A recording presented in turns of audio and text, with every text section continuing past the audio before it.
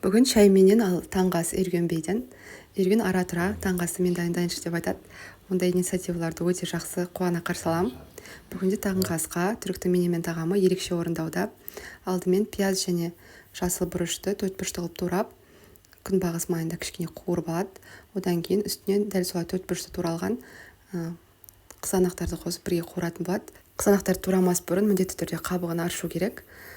Солайша ол піскен кезде өте дәмі нәзік болады. Одан кейін тұз, дәміне қарай қара бұрышты себеміз. Қара бұрышты соңында қосамыз.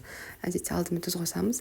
Одан кейін осылайша араластырып, үстіне де кішкене қуырылғаннан кейін осылайша екі жұмыртқаны шанышқымен араластырып алып, үстіне құйды. Онда бірге араластырып пісіп жатыр. Осылайша пісуге жақындағанда үстіне шамамен 50-70 граммдай еретіндей ірімшік үстіне қосып, ол ірімшік еру қажет. Соны кішкене күтеді. Содан кейін кереметтей таңғы асымыз дайын. Таңғы асымызды саябақта таза ауада отырып іштік. Видео ұнаған болса, сіздерден лайк.